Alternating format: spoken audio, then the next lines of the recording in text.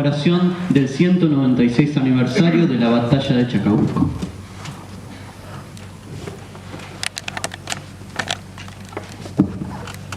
Muy bien, muchas gracias. Es un gusto estar aquí hoy invitado por mi buen amigo y admirable persona y político, que es Julián.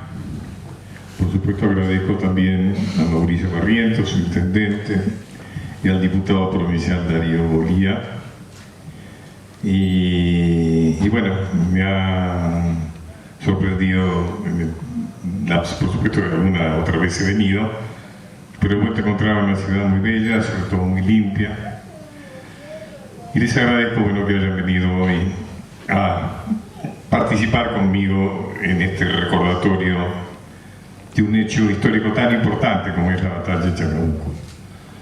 Y quiero celebrar esta idea también manifestada claramente por la Presidenta de la Nación, de celebrar las fechas históricas, contrariamente a lo que se ha hecho en otros tiempos, sobre todo en gobiernos que han estado lejos del gusto popular, de los intereses populares, en los cuales la historia, la verdadera historia, siempre es algo irritante, algo amenazante, ¿no es cierto? Por eso no es casual que cuando hay gobiernos orientados en la dirección nacional y popular, la historia recobra su lugar, sobre todo la historia contada justamente de los sectores nacionales, populares y federalistas, y no desde los sectores de poder, como ha sido la historia oficial, que siempre ha sido el pensamiento único que hemos tenido en historia, que ha escrito los programas escolares, estudiantiles, que ha bautizado calles, plazas, que ha celebrado las fechas que han sido convenientes para sus ideas políticas, etc. La batalla de Chacabuco, por supuesto, nos remite a San Martín, la primera imagen, que no sé cómo se retrocedía, la primera imagen de San Martín, un personaje verdaderamente apasionante en nuestra historia. Muchas veces cuando me preguntan, como se sabe que nosotros, una de las acciones que hacemos es la de recuperar personajes oscurecidos injustamente, mejor dicho, justamente para los intereses de lo que los oscurece. Me pregunto, ¿cuál es el personaje más olvidado, más desconocido en nuestra historia? Yo suelo decir San Martín, y no es una butad, es una realidad. Si yo les pregunto a ustedes, por supuesto que acá hay gente muy conocida, muy culta, pero si yo les pregunto a ustedes, ¿qué pensaba San Martín? Ok, muy bien, cruzó los Andes, libró batalla, ganó en alguna, lo sorprendieron en cancha rayada, pero ¿qué pensaba San Martín? Y nunca nos contaron qué pensaba San Martín, porque San Martín tenía un pensamiento progresista, era un hombre que se incorporó a la lucha por la libertad de América, básicamente a partir de sus ideales de independencia, de libertad, de ciencia, ¿no es cierto?, opuesto al oscurantismo, al absolutismo, a lo tiránico. Y eso lo evidenció a lo largo de toda su vida, y eso le creó muchos enemigos. Él tuvo muchos enemigos, sobre todo en Buenos Aires, porque él, ideológicamente eso lo podemos discutir, pero era claramente adherente al ideario federal. Por ejemplo, los unitarios, sobre todo Rivadavia, Alvear en alguna medida, eran sus enemigos, sus adversarios. Si San Martín tiene que ir a Guayaquil a cederle el final de la epopeya americana a Bolívar, es porque Buenos Aires lo ha dejado absolutamente desamparado. Y el que hasta entonces había financiado la campaña independentista, que era su gran amigo Bernardo O'Higgins, ya había perdido poder. En Chile, recordemos que San Martín entra a Lima con bandera chilena, porque realmente quien apoyó, quien financió, quien le dio sustento a la campaña independentista del sur de América fue O'Higgins. Otro personaje, por supuesto, que tenemos que reivindicar. Lo que pasa es que reivindicar a O'Higgins es como descalificar a Buenos Aires, y como los que escribieron historia son los de Buenos Aires, entonces ahí nos encontramos con esas. Por eso es que el encuentro de Guayaquil no lo cuenta como tan misterioso. No fue nada misterioso. Un hombre débil como San Martín, sin apoyo, se encuentra con un hombre mucho más fuerte como es Bolívar, y en una conversación de grandes hombres, de personas de una extraordinaria calidad humana, deciden que tiene que seguir el más fuerte. San Martín se ofrece, con su dignidad tan conocida, ser su segundo, y Bolívar le dice que no, que San Martín no puede ser segundo de nadie. Claro, Buenos Aires tendrá que ocultar eso, porque todo eso es culpa de quienes gobernaban. Por eso la historia porteñista, la historia oficial, trata de convencernos. Para tomar un ejemplo, que Guayaquil fue misterioso y además que todo se decidió por la logia, por la masonería. No es cierto. San Martín fue una figura de un pensamiento muy progresista en su época, como acabo de decir. Él cruza los Andes con una gran biblioteca, que es la base de la Biblioteca Nacional de Chile, y también será luego, fundará luego la Biblioteca Nacional de Perú. Es un hombre que lleva a su lado un gran intelectual de la época, un personaje extraordinario, que el profesor lo acaba de nombrar, que es Bernardo de Monteagudo. De Carlos Tonetieri, que es el director de Asuntos Académicos e Investigaciones de nuestro instituto, un hombre historiador, doctor en historia, investigador del CONICET. Una de las investigaciones que va a llevar adelante en el instituto es los años del final de la vida en Europa de San Martín, en la idea de que allí puede estar la clave de cuáles eran verdaderamente sus ideas políticas, sus ideas sociales, que de alguna manera están bastante apuntadas en su correspondencia fascinante con su gran amigo Tomás Guido.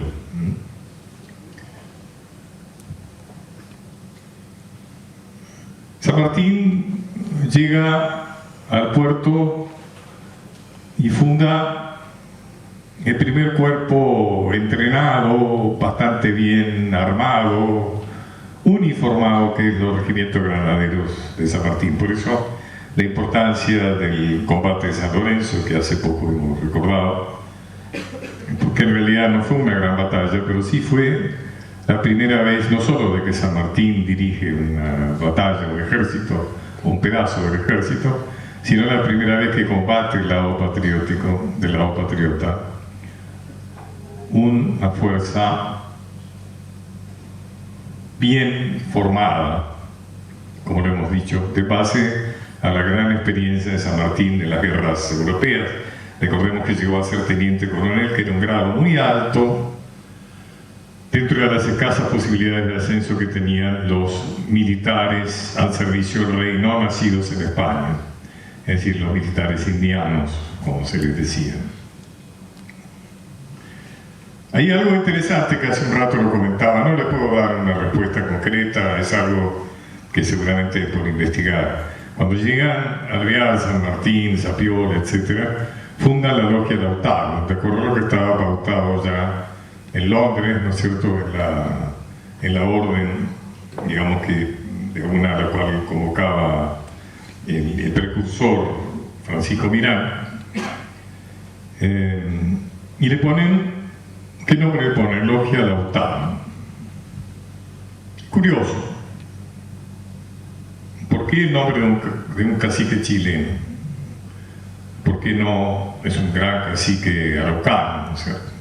¿Por qué no Tupac Amaru, Tupac Katari? ¿Por qué no Juan Viltipoco, Juan Calchaquí, alguno de los jefes rebeldes, digamos, pero de nuestro territorio, de territorios?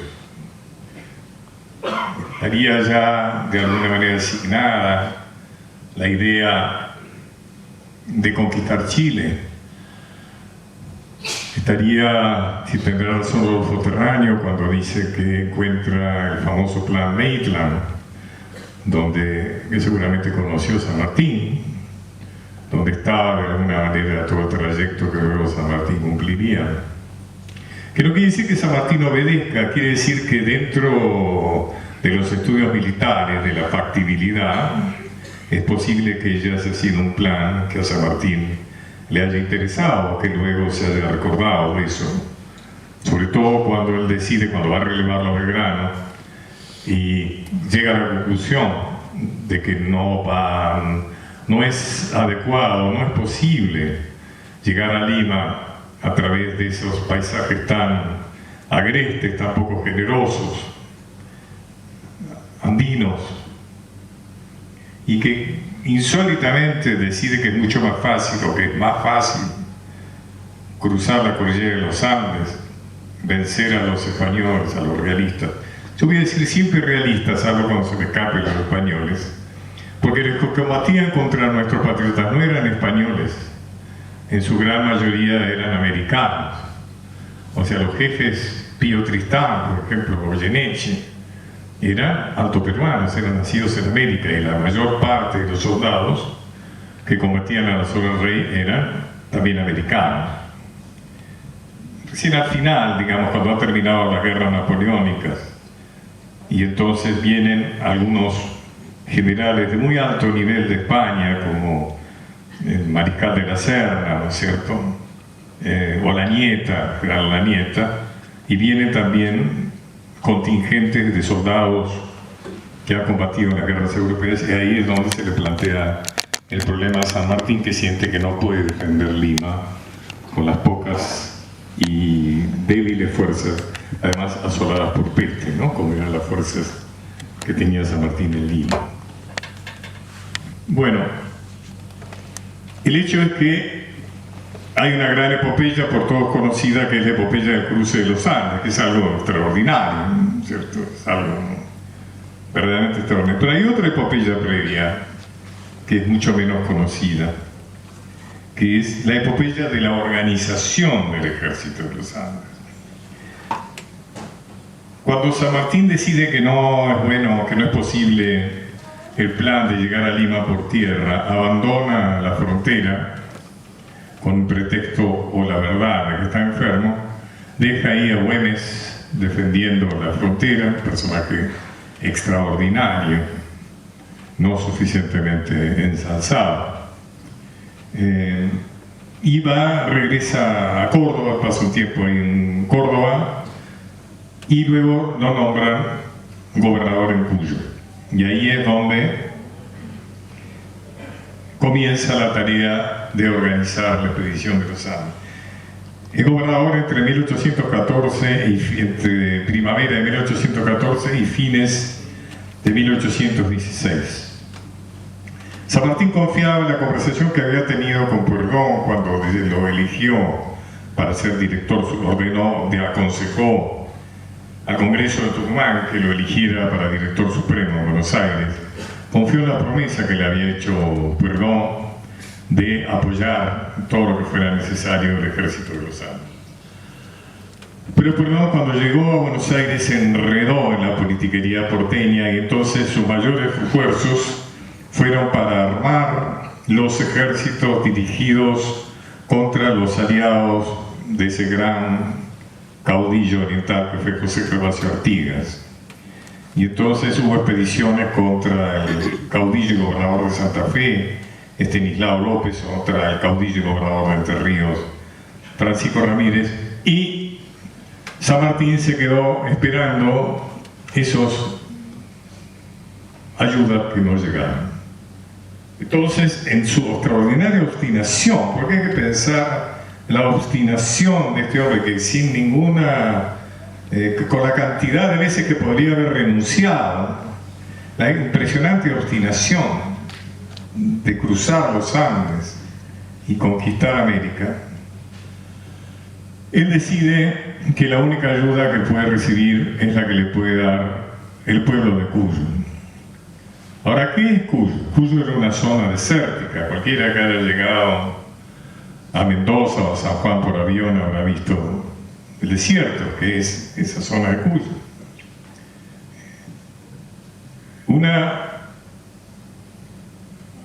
sociedad alejada, muy lejos de Buenos Aires, que veía absolutamente interferido su comercio, porque su comercio, como ustedes se imaginan, el comercio principal era con Chile, y ese comercio estaba impedido por la guerra, ¿no? Porque Chile había vuelto a caer en manos de los españoles después de la derrota de Rancagua.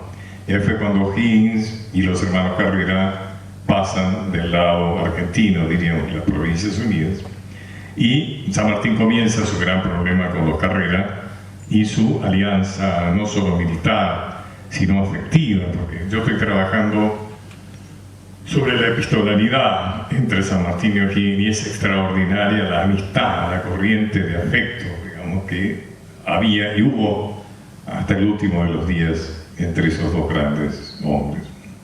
San Martín decide entonces que su única posibilidad de concretar su sueño de cruzar la cordillera y pasar a Chile y derrotar a las fuerzas realistas es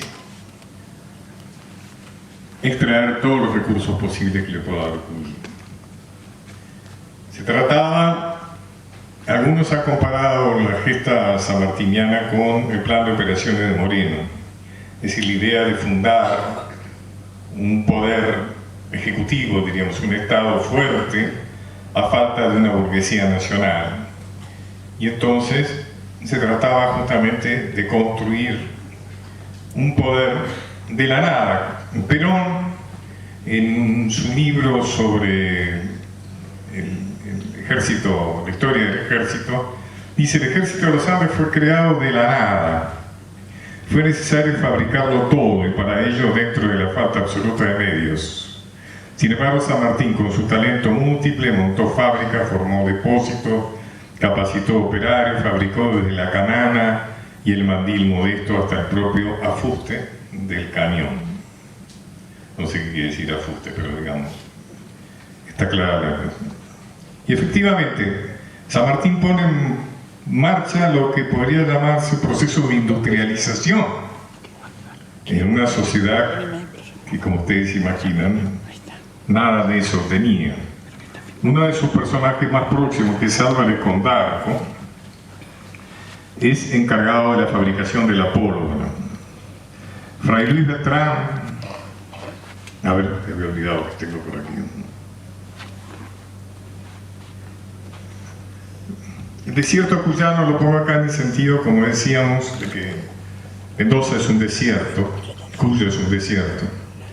Y San Martín se ocupó de fertilizarlo, o sea, desviando ríos, el río Atuel y otros, hizo obras de desvío, de canalización de ríos, para crear zonas que hasta ese momento no eran fértiles.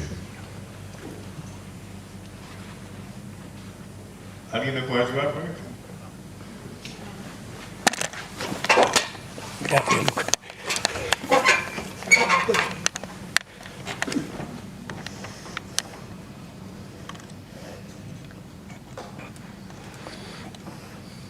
Bueno, dígale. Por ejemplo, fomentó la industria minera que existía en alguna medida, pero muy elemental, ¿no es cierto? Por ejemplo, llevó a cabo cateos y laboreos de cobre y plomo, y la explotación intensiva de salitre, bórax, azufre, plata.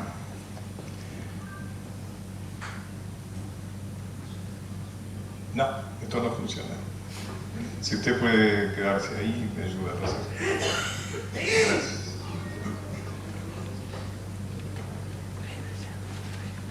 La prueba.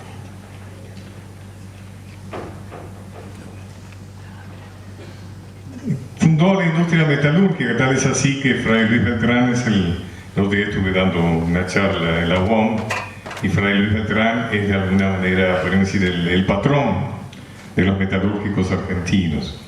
Fray Luis Beltrán, un fraile que se puso al servicio de la causa patriota y tuvo un talento extraordinario, digamos, fundó una verdadera fábrica, ¿no es cierto?, de todo aquello que fuera fundiendo campanas, de lo que fuera necesario para hacer proyectiles, fusiles, cañones, e inclusive diseñaron unos instrumentos muy ingeniosos para poder transportar, por ejemplo, el peso de un cañón en esas alturas, ¿no es cierto?, de la cordillera.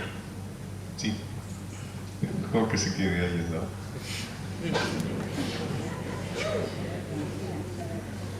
Ahí está Álvarez de Condarco, un hombre que fue siempre un hombre de gran confianza de San Martín y de O'Higgins.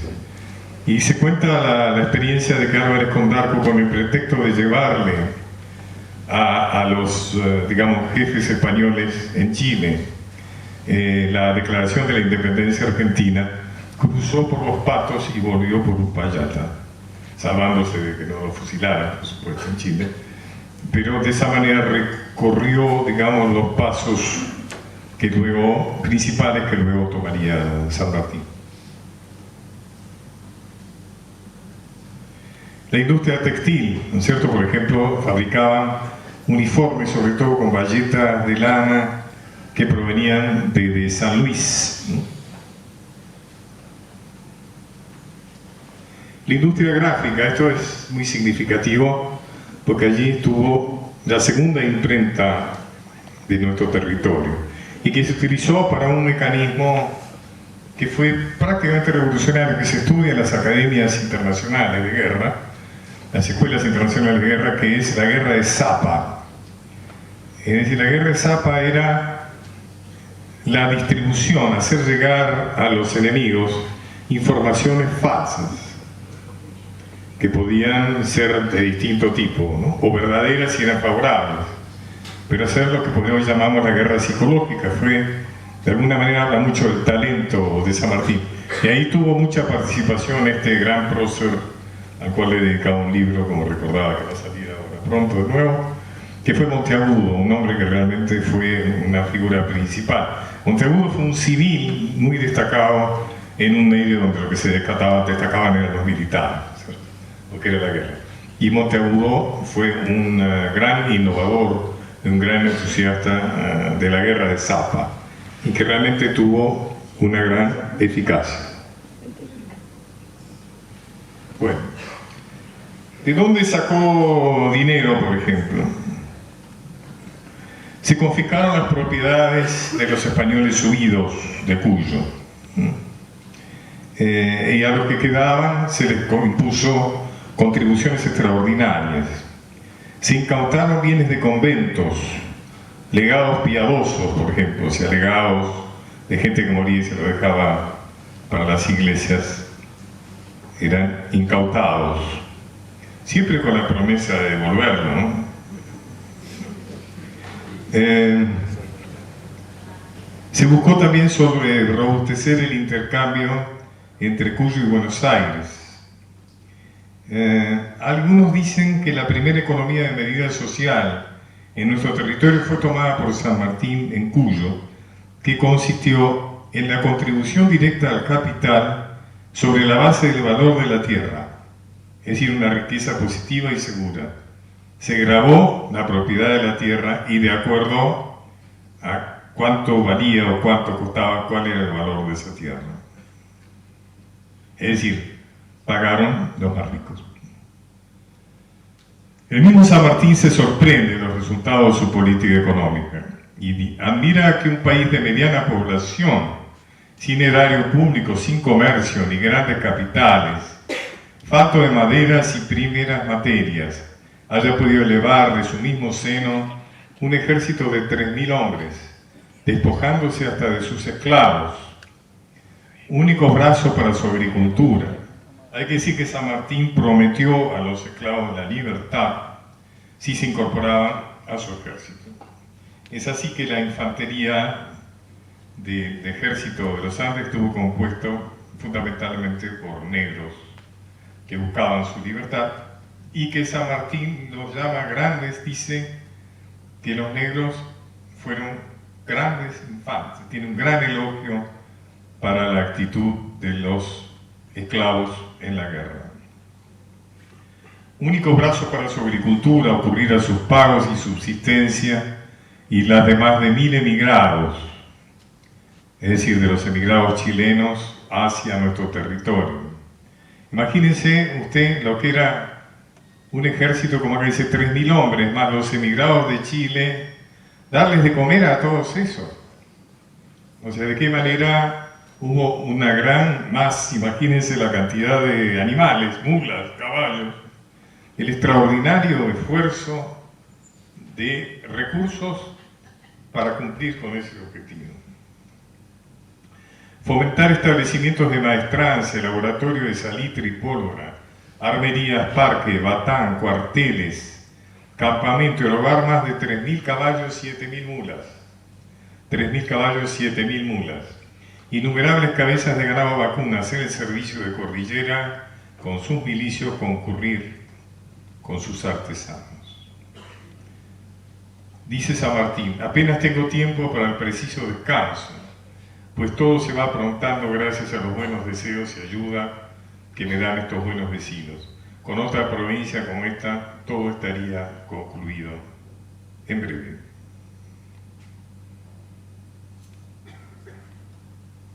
¿Qué más? ¿Qué otros recursos extrae San Martín?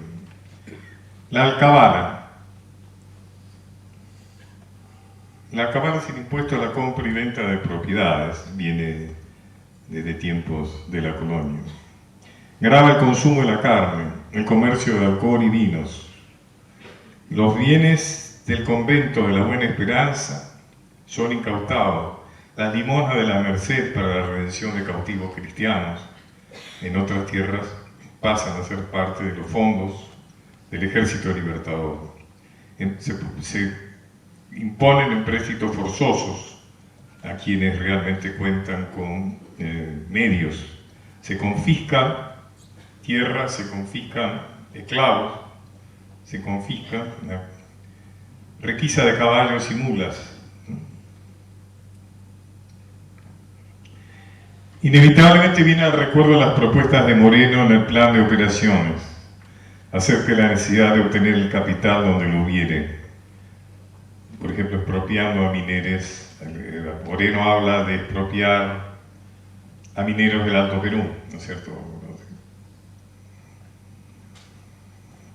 Las importantes minas altoperuanas, ¿no es cierto? Porque las fortunas agigantadas en pocos individuos no solo son perniciosas, está escribiendo Moreno, sino que sirven de ruina a la sociedad civil, mostrándose como una reunión de aguas estancadas que no ofrecen otras producciones sino para el terreno que ocupan, pero que sí corriendo rápidamente su curso bañasen todas las partes de una u otra, no habría un solo individuo que no las disfrutase. Es decir, que en estas medidas de San Martín indudablemente lo que se encuentra es una vocación por el tener en cuenta a los sectores populares y no tiene empacho en fastidiar a los sectores pudientes. Esto es importante porque de alguna manera nos explica el maltrato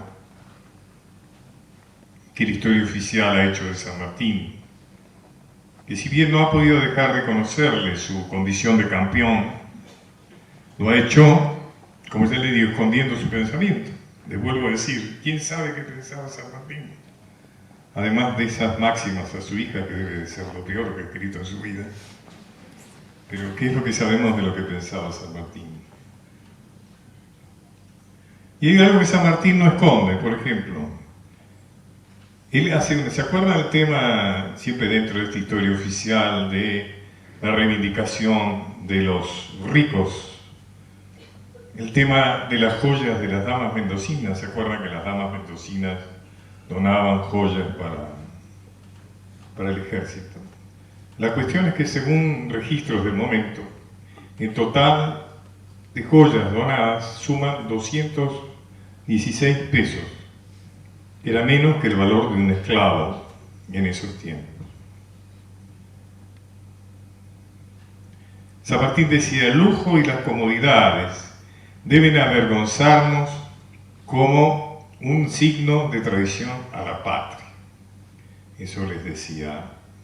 En cambio, una petición de apoyo dirigida por la Intendencia a los sectores humildes